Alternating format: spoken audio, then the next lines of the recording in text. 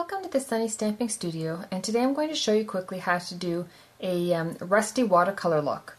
Now, as many of you know, I do like to color in a lot of different mediums, and I do paint on my own, and I like watercolors a lot. And this particular card, I did the image, I actually did paint it with watercolors and got the kind of a rusty old wagon or rusty metal look. And part of the way that I do that is because of the natural way the pigments work. Some of them are heavier, some of them are lighter, some of them are more transparent or more opaque, and some of them have like a granulation. What I want to do though is I want to create that same look with reinkers so that everyone else could easily do it with what they have available. So I was fooling around and I took my reinkers and I went and created this look over here, which is the kind of the same rusty iron look, and it's actually a little brighter.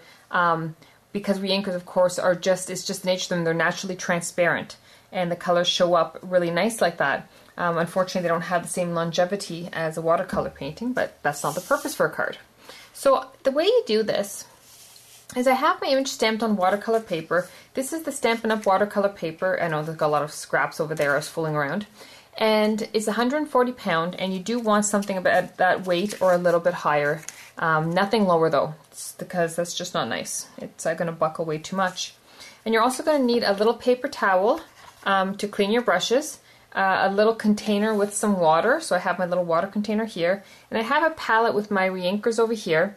I have a little bit of, I think it's Night of Navy, Tempting Turquoise, Really Rust, and I think Chocolate Chip.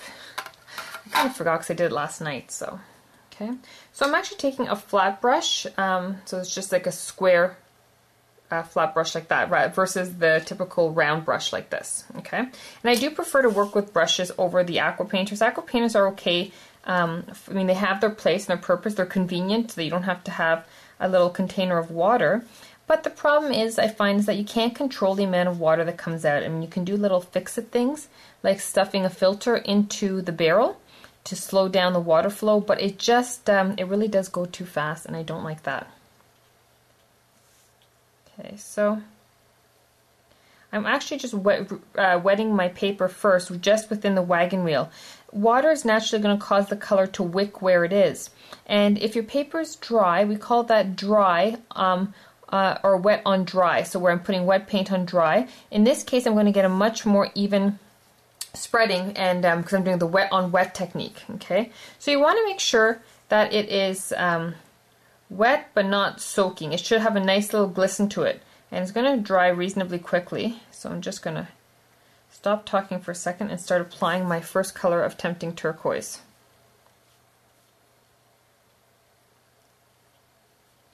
So you see how the water is just kind of pulling that color around. And I'm leaving little blank areas if you notice, and I will show you why shortly. Essentially, I'm playing with the natural ability of the water to blend the colors naturally. Okay, now I'm just going to clean this off really fast, and then I'm going to grab some Really Rust, and I'm just going to start working it in there. I need a little bit more water.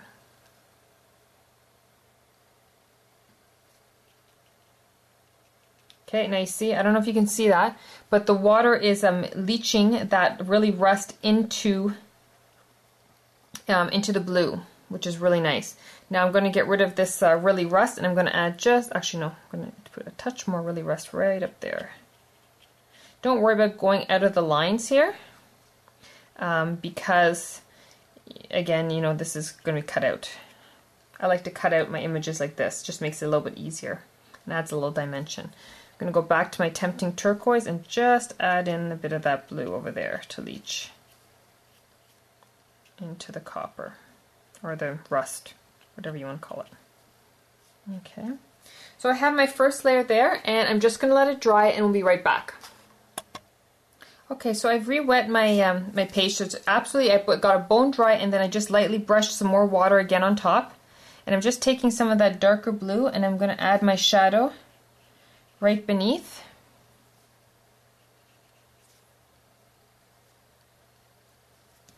And I don't want that excess water. Too much water is going to cause blooming, which is when you get those like rings of water. I don't know how to explain it without creating one for you, but we don't have time for that at the moment.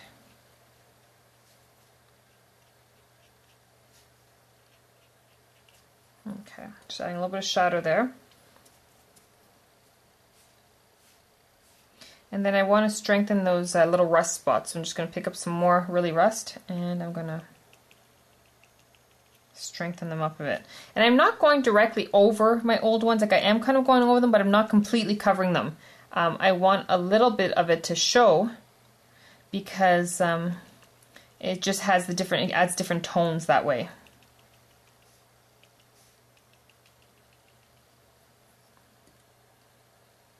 And at this point I could just give it a little spritz to aid it along in its bleeding. Move that over there. Okay. So that little spritz is just kind of helping it bleed. And I'm just going to bring this a little closer so you can see what's going on. So you can see there how it's kind of working itself into each other. And then I am going to add just a little touch of the dark. Because if you look at rust, it has kind of a whole bunch of varied tones in it, which are quite nice. So I'm going to add a little bit of that chocolate chip.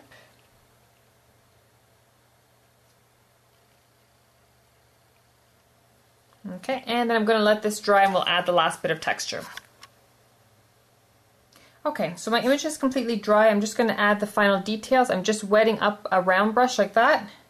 And I'm grabbing a little bit of the chocolate chip and I'm just adding a little bit of stippling. Just like that.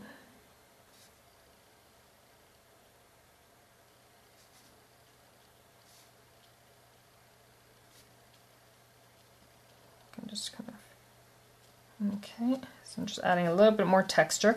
And you gotta understand, a lot of people love these really pristine, almost card-like painting qualities to their work. I don't like that. I like to take it from a more painterly approach. I like texture, I like color, I like things to kind of mimic, and I'm just adding the darker blue here in a dry, wet on dry now, so I'm not re-wetting the paper. I'm just adding and strengthening that shadow line from the lip. Okay, so yeah, I like to take things a little differently. I mean, I do like the pretty colored images, but I like things to look also more painterly. I like it to have more texture, more interest. I don't want it to be picture perfect like a Hallmark card. Eventually, you know, I just like to experiment with other things. Okay, so we have this done now over here. The last thing you're going to do is you can take, and I'm not going to show it to you because it's going to get really messy, and I don't have my color catcher here at the moment, is you can grab some Log Cabin Smoocher Spritz or some Gold Globe. With the Log Cabin is actually better because it adds a bit more texture. And you're going to just mask off with paper the top and bottom, and you're going to give it a quick spritz of the spritzer, and that's going to add that last little bit of texture that you see over here, which just adds a lot of visual interest and makes my Rusty Wagon that much more authentic. So, I mean, I hope you're willing to give it a try. It's a lot of fun. It gives you a much more weathered look, and it's a lot more interesting than just the plain old red wagon. So thank you very much, and have a great day.